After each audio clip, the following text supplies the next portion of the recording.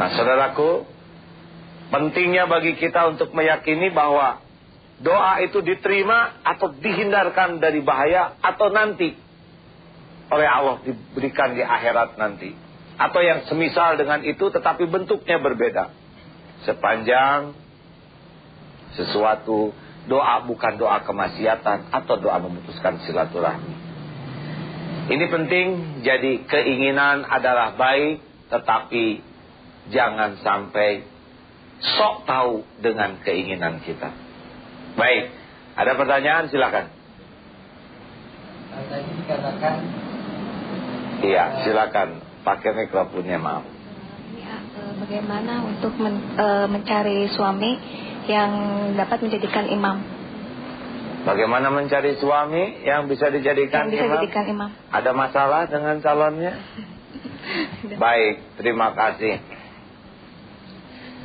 Yang menciptakan manusia adalah Allah, yang maha tahu. Sejarahnya juga adalah Allah, dan yang maha tahu apa yang akan terjadi ke depan adalah Allah.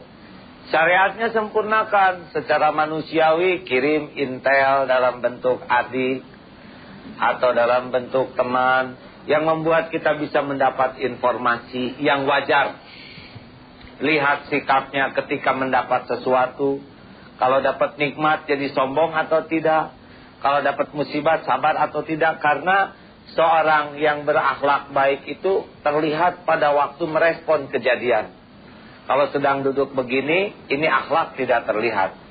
Tetapi ada kejadian yang menyenangkan atau yang tidak menyenangkan, cara merespon itu menunjukkan akhlak. Nah, lihatlah bagaimana dia merespon sesuatu. Apakah syukur atau tidak, apa sabar atau tidak. Tapi sesudah itu tetap istikharah. Ya Allah, hanya Engkau yang maha tahu di balik apa yang saya lihat. Engkau yang maha tahu masa lalunya.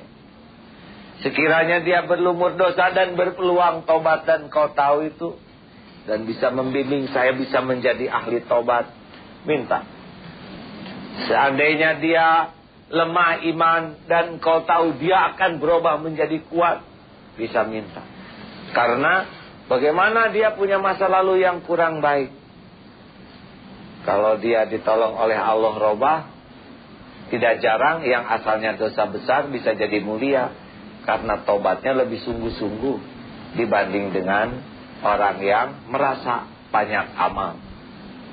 Oleh karena itu, supaya tidak terkecoh, secinta apapun kita kepada dia, karena kita tidak tahu awal dan akhir, istikharah adalah etikanya.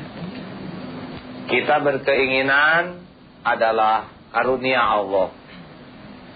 Karena orang yang tidak punya keinginan tidak normal.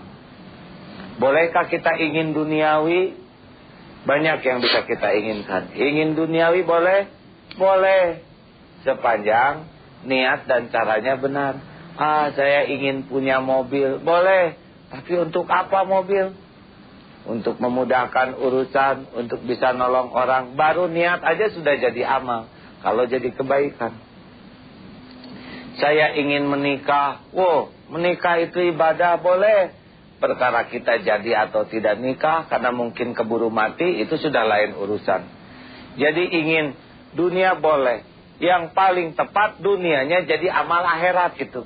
Ingin banyak uang, supaya bisa banyak bayar zakat, banyak sedekah. Ingin punya rumah banyak, supaya bisa nampung anak yatim, menolong banyak orang yang tak punya tempat berteduh. Ingin punya perusahaan besar supaya bisa menampung orang kerja, supaya para bapak punya harga diri di depan istri dan anak-anaknya. Kita ingin dunia yang dipakai bekal akhirat, itu inginnya aja jadi amal. Keinginan lain yang lebih tinggi adalah ingin masuk surga. Itu juga baik. Bukan itu juga baik, itu sangat baik. Ada lagi yang lebih jelas. Saya ingin nanti di akhirat berjumpa dengan Allah Subhanahu wa ta'ala.